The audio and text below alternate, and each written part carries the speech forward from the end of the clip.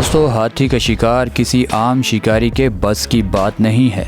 बड़े से बड़े शिकारी का सामना जब हाथी से होता है तो उसका पसीना छूट जाता है, क्योंकि हाथी जहां लैंड का सबसे बड़ा जानवर है, वहीं ये ज़मीन पर रहने वाला सबसे ताकतवर जानवर भी है। इसीलिए हाथी को मारना बहुत मुश्किल बात है। मगर कुछ सरफिरे खूनख्वार जंगली जानवर इस हाथी का शिकार करने के लिए सर धड़ की बाजी लगा देते हैं। अब वो ताकतवर और खूनख्वार जानवर कौन कौन से हैं जो इस ताकतवर जानवर को मौत के घाट उतार सकते हैं, ये सब जानने के लिए इस वीडियो के साथ चिपक कर बैठ जाइए और इस वीडियो का कोई भी पार्ट मिस मत कीजिएगा, वरना मज़ा थोड़ा किरकिरा हो सकता है। दोस्तों, वीडियो में आगे बढ़ने से पहले इस चैनल को सब्सक्राइब करना और घंटी को दबाना मत भूलिएगा। तो सबसे पहले बात करते हैं क्रोकोडाइल।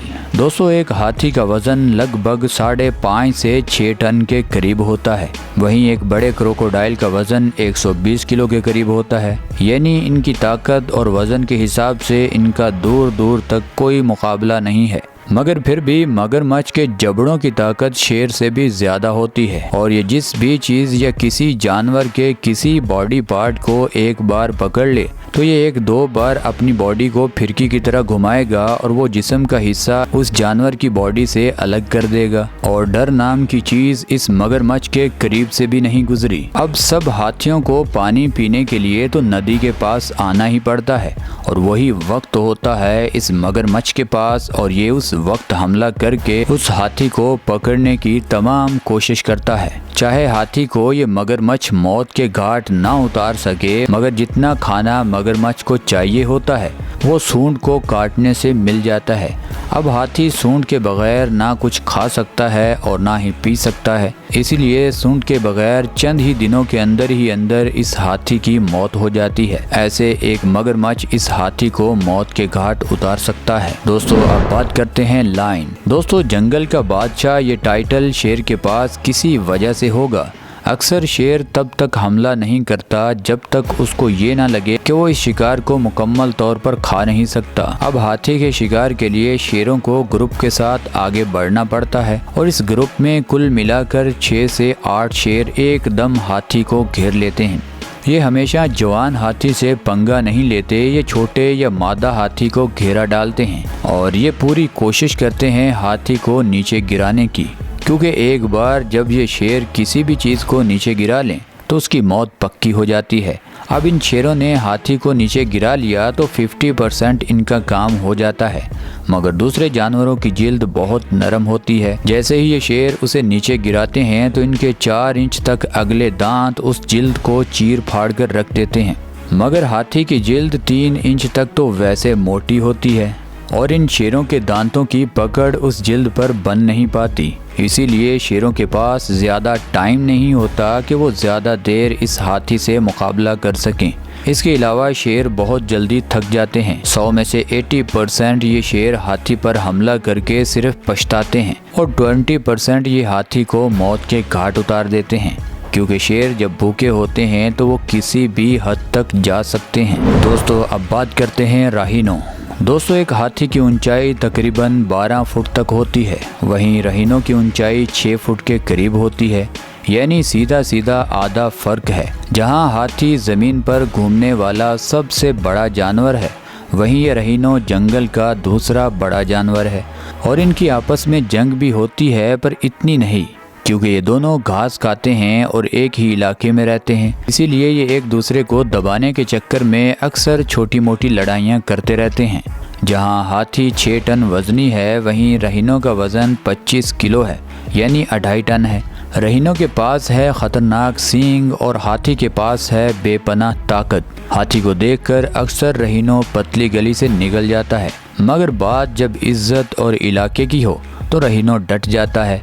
अगर रहीनों ज़ोर से अपना सींग हाथी की गर्दन में घुसा दे तो हाथी की मौत उसी वक्त हो सकती है। मगर ये दोनों बड़े जानवर जहाँ थोड़े पागल हैं, वहीं ये लड़ाई में बहुत समझदार भी हैं और ये अपनी लड़ाई चंद ही मिनटों में ख़त्म करके अपने अपने इलाके में चले जाते हैं। अक्सर गेम दोनों साइड पर ही उलट सकती है, इसीलिए ये दोनों अपना अपना नुकसान किए बगैर ही लड़ाई ख़त्म कर देते हैं। दोस्तों, अब बात करते हैं स्नेक। दोस्तों आज हम दुनिया के सबसे बड़े सांप यानी पैंथन या एनाकोंडा के बारे में नहीं बताएंगे, क्योंकि ये बड़े सांप सबसे पहले अपने शिकार को जकड़ते हैं, फिर उसको जिंदा निकलना शुरू कर देते हैं।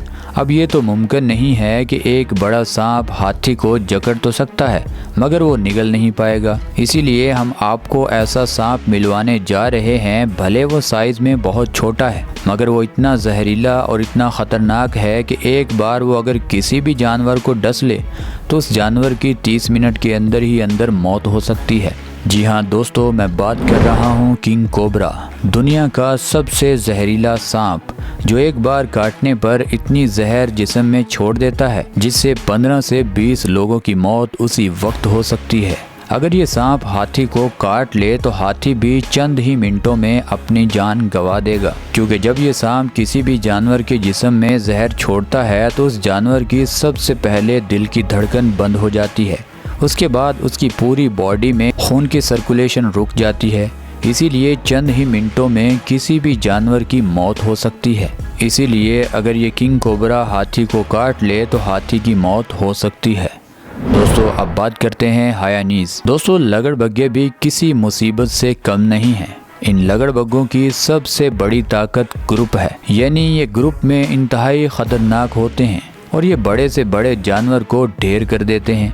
अभी आप जिस जंगली भैंसे को देख रहे हैं, इसकी दुम भी इन लगड़बग्गों ने खा ली है और बस थोड़ी ही देर में इसे गिरा कर खाना शुरू कर देंगे।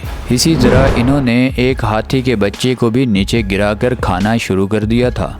उन्होंने अपना पेट तो भर लिया और वहाँ से सब निकल गए। उस हाथी के बच्चे की माँ जब आई तो एक आधा ही लगड़बग्गा वहाँ उसे देखने को मिला, क्योंकि लगड़बग्गे जहाँ 70 किलोमीटर फी घंटा के हिसाब से भाग सकते हैं, वहीं हाथी उनको पकड़ने के लिए सिर्फ 25 किलोमीटर फी घंटा के हिसाब से ही उनका पीछा कर सकता है।